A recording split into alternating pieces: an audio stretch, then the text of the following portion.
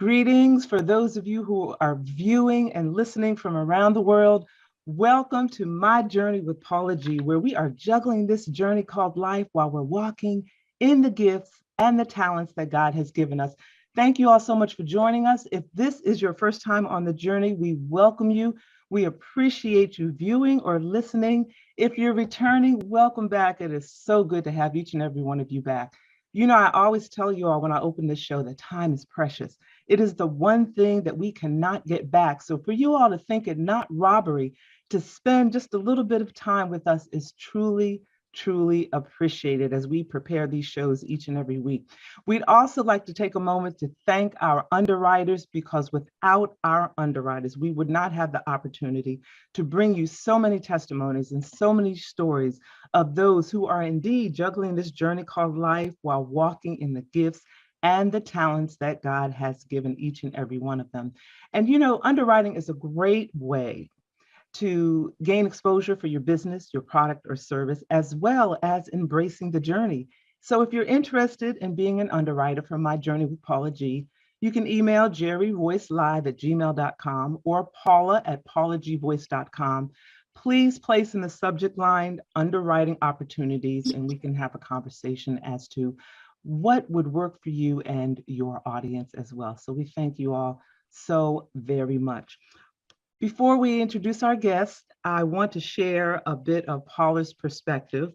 And this comes from my book, which is entitled My Journey to Lady Wisdom After Midnight, which is available on my website. And I just want to read to you a short excerpt and some reflections. The journey to finding the authenticity of who we were created to be as individuals begins at different points for all of us. You must determine where your journey begins. You must stay encouraged and stay focused on your journey.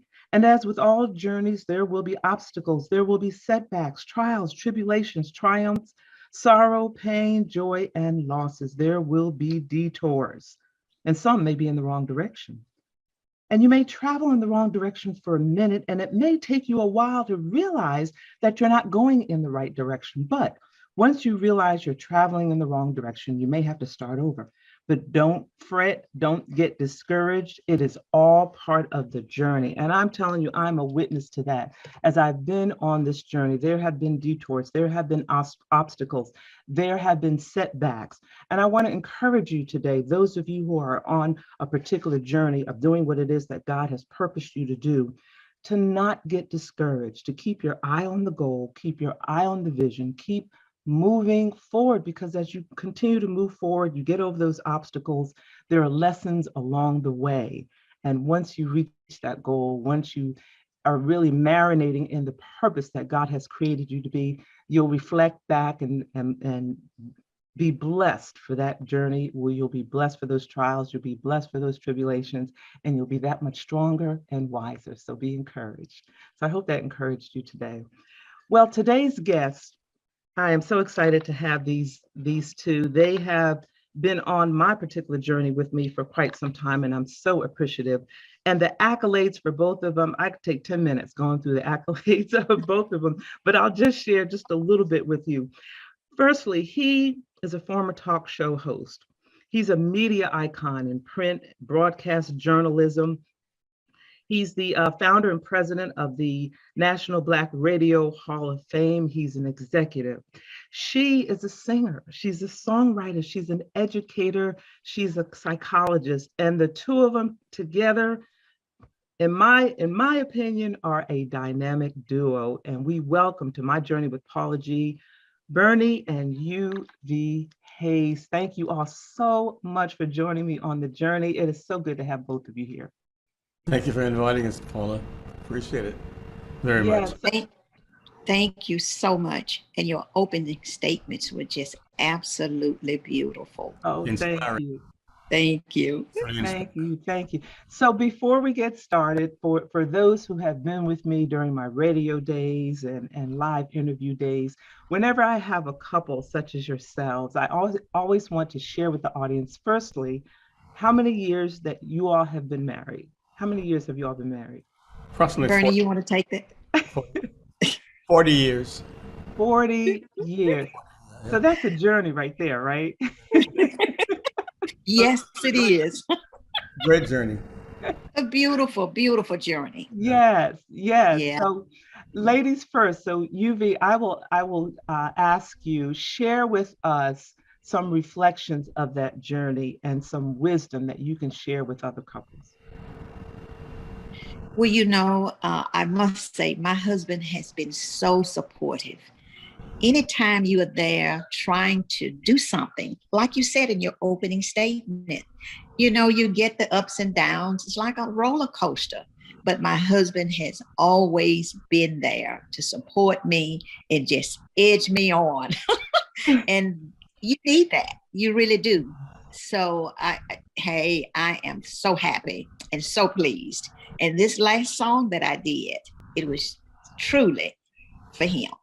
Yeah, and we're going to talk about that and the song that I love from a few years ago that you did as well.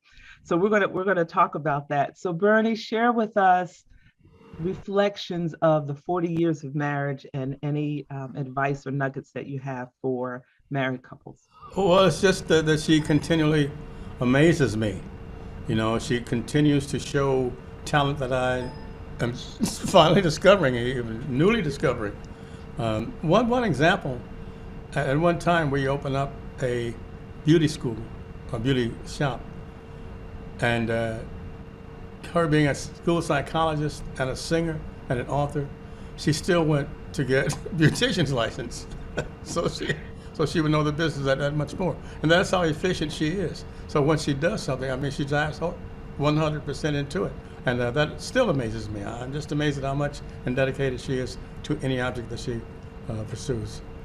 That is so beautiful that both of you, even after 40 years, are still discovering things and still appreciate the support that you lend to each other. That is Yeah. so beautiful. That is so beautiful. So Uvee, you were talking a moment ago about your latest song. So tell us the inspiration behind your latest song and tell us a bit about your latest song. My husband was my inspiration. Share my world. I started to think about this song when my husband got sick. And just that little bit of time and that little bit of scare made me feel so like, gee, I need this. Share my world with me. And it just kind of went from there. I don't know if I'll ever really truly do a song like this again. It really came truly from the heart. And I really, really, I just, that's all I can say. Yeah, it's such a just love it.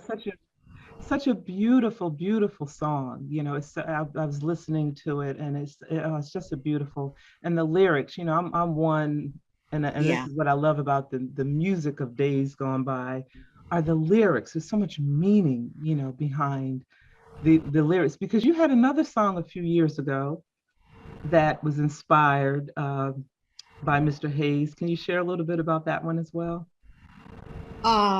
Bernie, I think that was the one. Was that the one that was featured in Atlanta? I'm trying to remember. I've done so many. I know you had a couple of them.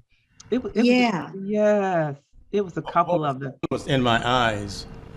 I remember that one very well. Yes, yeah. Yeah, that was a great song. Nobody But You, I think the one you're referring to. I'm sorry. Nobody But You. Yes. Yeah.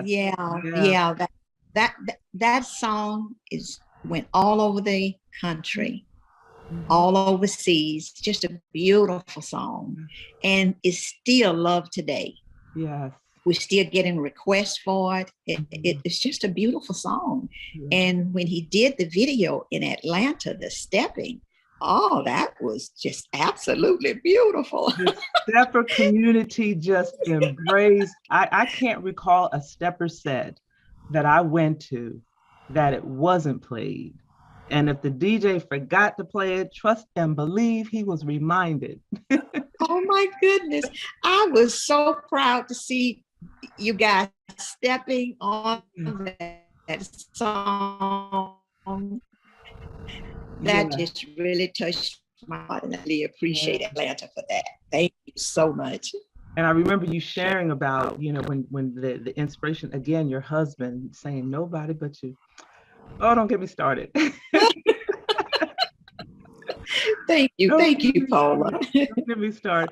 Mr. Hayes, you have had quite a career, radio, television, and now you're the president and founder of the National Black Radio Hall of Fame, which I, for one, find such a great resource, a wealth of knowledge, and really a source of inspiration, because it shows the rest of us who are now in radio and television, which looks different than from years ago, the shoulders upon which we stand and the responsibility that we have to produce quality programming. So can you speak to your journey for us a bit?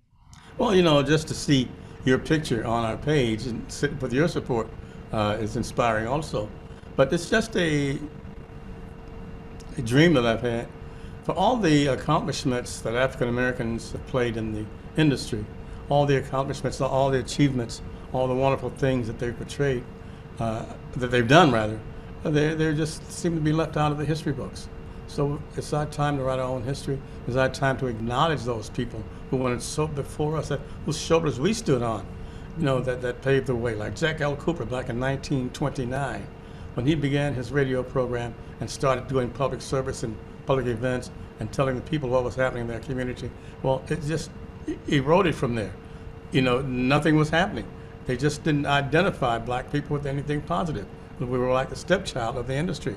But there's so much that they don't know about us, and that's why the National Black Radio Hall of Fame is growing. In fact, the chapters that we encourage now, it's the Chicago chapter, the Atlanta chapter that you're part of, the New York, Jackson, Mississippi, mid-Florida. We're trying to get Carol Carpenter to reactivate the chapter in Los Angeles. So all over the country. Memphis, Tennessee just came aboard.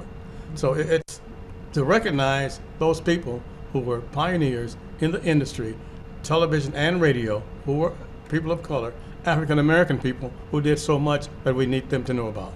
We need the world to know about.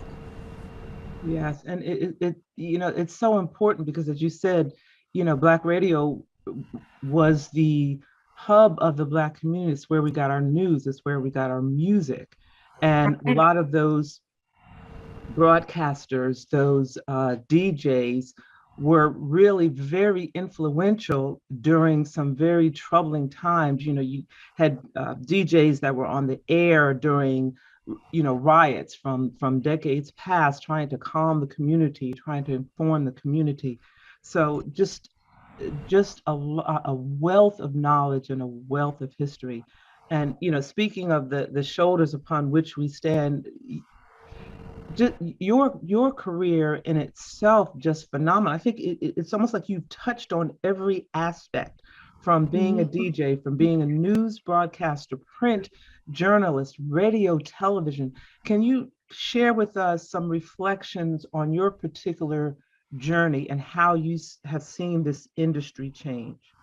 Well, during the Civil Rights era, they forgot that the black disc jockeys was the voice of the community, the African American community. And the black disc jockey, the black DJ, the black announcer would tell the people where the important meetings were. They would tell them where Dr. King would be. They would tell them where Jesse Jackson. They'd tell them where all the important figures in the movement would be moving and acting. And that's so very important. The most, I appreciate all the accolades that you give me, but what I'm most proud of in the industry, and it's been 65 years now, are the actions I took against radio stations, against bigotry, against the persons who thought that black people weren't worthy. We closed on one station who thought that we were giving too much black information to the public. We closed down a station that said that white people supposedly earn more money than black people. We closed down a station that just was not knowledgeable enough, who wanted to change formats after the African American community made the station number one. They wanted to go to a pop format in that time. They forgot what the African American community had done for them. There's so many, WERD, WDIA in Memphis, WRD in Atlanta, all these wonderful stations were pioneers, and they told the people what they needed to know. People that other stations just took for granted or did not involve the people whatsoever. And the black disc jockey, the black announcer, the black TV and radio person was the one who was the conduit for all that. Just listening to you, just what you shared with us in this small amount of time, it's just powerful. It's just so powerful. Uvee, you are singer, songwriter, educator, psychologist. How have you been able to use your psychology background, education background, in regard to, I'm kind of asking a twofold question, in regard to your music, and then also a separate question, what are your reflections? We have come through 2 years of a trying time. From the psychologist aspect, what are your reflections on what you see the state of mental awareness is? Well, I think it's going to get better. Mm-hmm. Let me first of all say that I'm an optimist. I'm in with this COVID. It's been really, really hard. A lot of jobs have been lost. A lot of lives has been lost. Musicians that I know, their lives has been lost, and it's just been so hard. But I think it's going to get better. I've been extremely careful myself, not accepting as many dates of entertaining because it's so risky. So we just kind of do what we can do and just accept the way it is right now and just kind of hang in there, and it's going to get better. It's one of those roller coaster rides like all the others, up and down, and I think it's going to get better. We just have to be patient, be careful, and do what we need to do to be safe. Yes. And what prompted you to pursue psychology? I love children. And in the field of education, we have so many in the urban areas, children who have problems in school. And I just wanted to try to see a little bit more about what I could do to help the children. And that's how I really kind of got into this. Wow. Yeah, and our children are so, as an educator myself, our children really are, as they say, our future. And they're so, what's the word, pliable, they're so moldable, and what is planted into them at such a young age manifests however it manifests, depending on what it is. It depends on they need so much help. Yes. Yeah. So what are you looking at moving forward? What are some projects that you're looking at? Yeah, continuing to do music. That's one thing I would never really truly give up. Mm-hmm. I'm at the retirement age for the education field, but as always, once a teacher, always a teacher. So, I'll always be there to tell the next person if they need help, just call on me and I'll do what I can. But music going forward, up and on, I won't give it up. So I'm looking forward to my next CD that's coming out, hopefully in the next maybe month or so. Oh, I can't wait. I'm working. Yeah. Thank you so much. What would we do without our music? Yes, it is such it's therapy, I think. I think our music is such therapy. And to your point, as educators, even though we, retire, we never really retire. Right. It's just, you see a child and you find yourself ministering to that child. Exactly. Some form or fashion. So true. Yes. Yeah. So, in line with the theme of your program, my television show is aired on an inspirational and gospel station. So that's in line with what you're doing.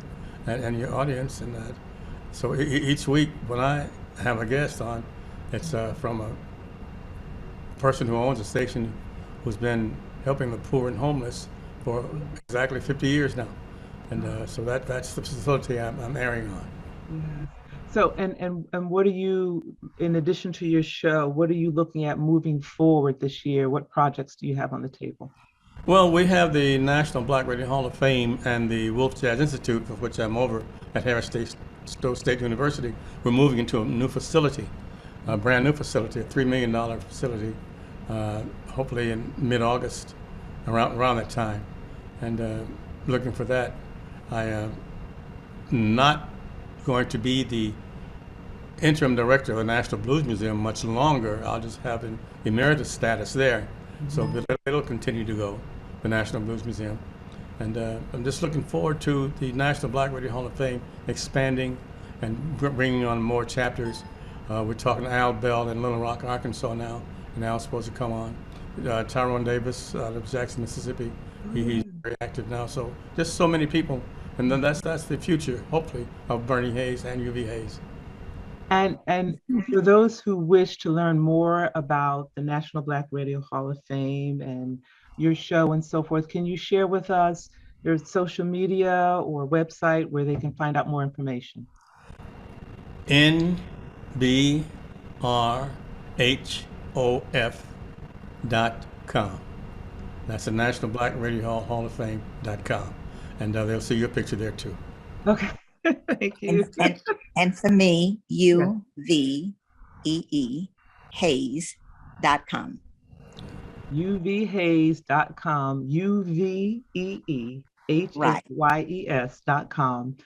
And for the National Black Radio Hall of Fame, it's NBRHOF.com. .com, right. Not .org.com. Yes. Okay. All right. Marshall Washington, Georgia, make sure it's .org, not .org, but .com. Yeah, she'll tell you. I know, that's why I was asking. We love Marshall Washington, George, who is the president of the Atlanta chapter of the National Black Radio Hall of Fame, where you can find so much history and so much information about the history of Black radio. And some may ask, why Black radio? Because unfortunately, at a time in this country, as Mr. Hayes shared, Black voices had to fight to be heard. And we had to have a platform upon which to have our voices be heard. So, that's just kind of in a nutshell, but National Black Radio Hall of Fame, I hope you all will go out and support and learn a bit, as we are taping this particular show during Black History Month. So I hope you will go out and learn. Thank you so much, Mr. Bernie Hayes. Thank you. Thank you so much, Mrs. Uvee Hayes. Ladies and gentlemen, these two, I want you to support these two. I want you to follow these two. They are such an inspiration when it comes to marriage and what it takes for a successful marriage, what it takes for longevity in a relationship. They are also inspirational and motivational in what it takes as a couple to be successful, as well as individuals to be successful. Some things that we are lacking so much today because we're allowing society to dictate what our relationships are looking like. And at the end of the day, it's that man, it's that woman, and how you interact and support each other and love each other and be each other's place of peace, support, and love. So I hope you all got a nugget today. We thank you all so much for joining us. Our underwriters, thank you all so much for your support. Without you, we would not be able to provide this type of programming and this type of platform. So we thank you all so very much for being with us. And as always, the greatest conversation that you will ever have is the one that takes place in between your ears. What are you speaking to yourself? Is God a part of that conversation? And are you listening to his still small voice? Ladies and gentlemen, until next